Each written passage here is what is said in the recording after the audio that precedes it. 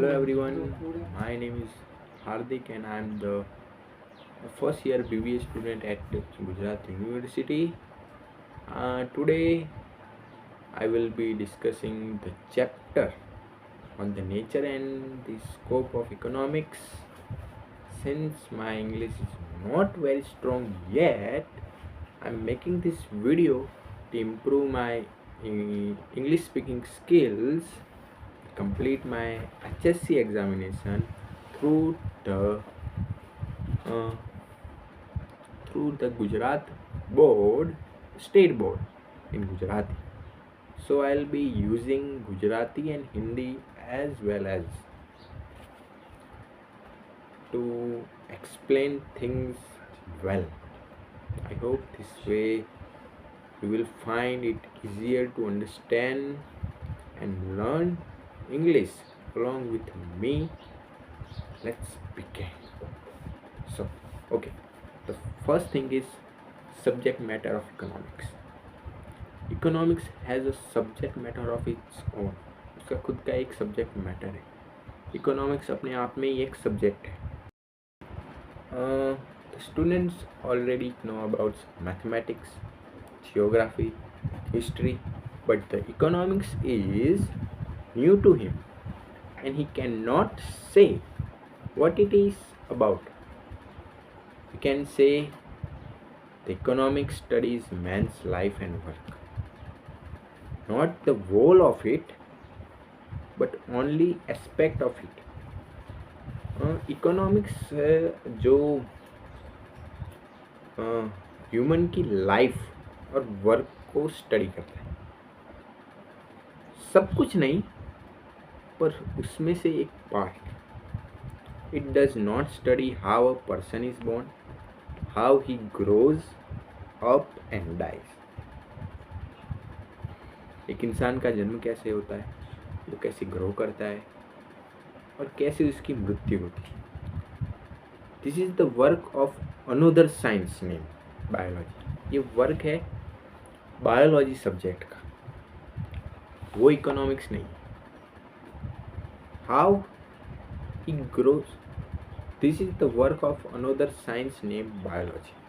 Economics does not study how human body is made up and how it function. हमारी body किस तरीके से बनी है, किस तरीके से काम करती है, इसके बारे में भी इकोनॉमिक्स नहीं बताता. That is the subject of psychology. ये जो सब चीज़ें हैं वो साइकोलॉजी बताती है. साइकोलॉजी अपने आप में एक अलग सब्जेक्ट है. Economics does not tell us how a man thinks. Economics ये नहीं बताता कि मैन, एक इंसान कैसे सोचता है.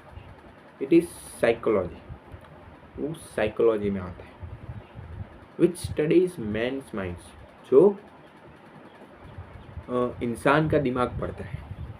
Okay.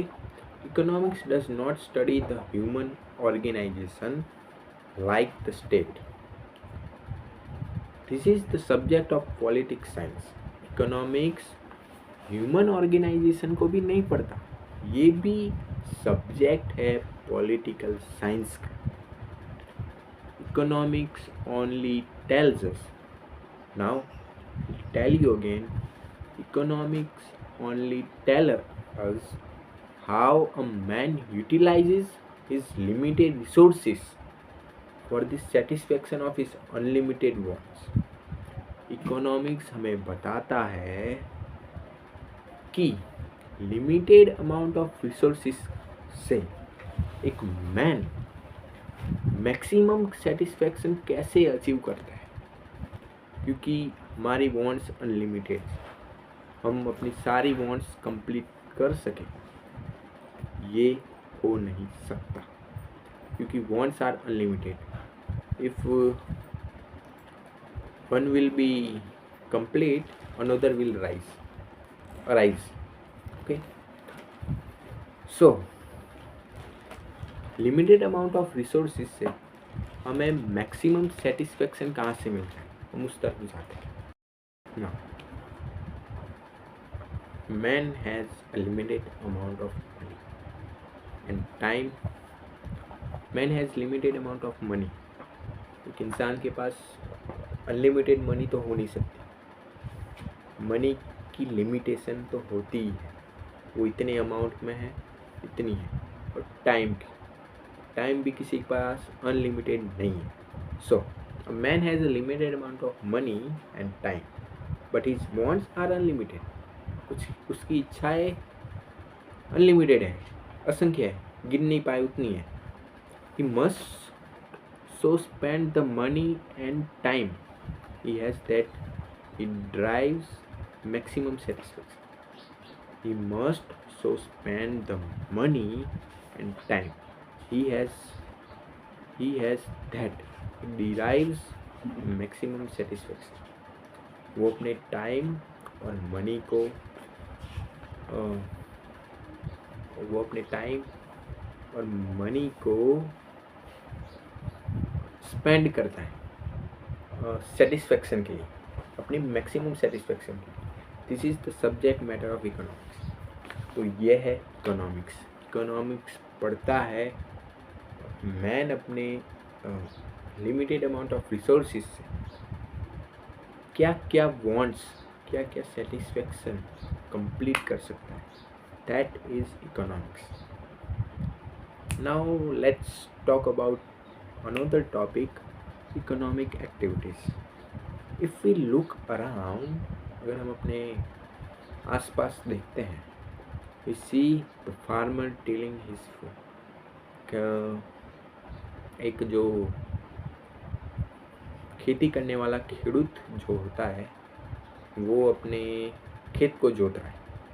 The workman working in the factory, एक वर्कर अपने फैक्ट्री में वर्क कर रहा है। The clerk at his desk, clerk अपने डेस्क पर बैठ के डेस्क वर्क कर रहा है। The doctor attending the patient, doctor अपने पेशेंट को अटेंड कर रहा है। The teacher teach his students, और टीचर अपने स्टूडेंट को पढ़ाता है। They all are engage in what is called economic activity, वो अपने काम को कर रहे हैं। नाउ सो अगर मैं आपको बताऊँ इकोनॉमिक एक्टिविटी के बारे में, सो जहाँ पर भी एक्सचेंज आता है वहाँ पर इकोनॉमिक एक्टिविटी हो रही, इकोनॉमिक एक्टिविटी हो रही है, ऐसा हम बोल सकते हैं। जैसे कि the teacher teaching his students, teacher students को पढ़ा रही है। He give service and earn money, service के बदले में मनी का एक्सचेंज हुआ, तो दैट इज़ इकोनॉमिक एक्टिविटीज़। और एक दुकानदार अपने गुड्स बेच रहा है मनी के बदले, तो दैट इज़ इकोनॉमिक एक्टिविटी। तो जहाँ पर भी एक्सचेंज आता है मनी का, वो इकोनॉमिक एक्टिविटी बन जाती है। इकोनॉमिक एक्टिविटी से देश की ग्रोथ, कंट्री की ग्रोथ और डेवलपमेंट होती है। So that is economic activity. Neither goods nor money is an end in itself.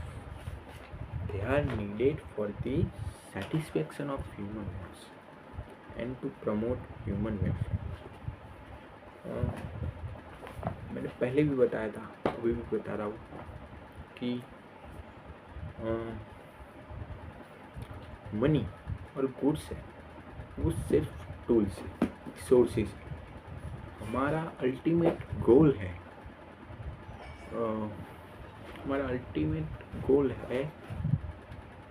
Personal growth, personal development, well being and welfare, wealth का। ये है अल्टीमेट गोल ह्यूमन लाइफ का। Money and goods are just tools, they are just resources to buy what you want. That's it. Okay.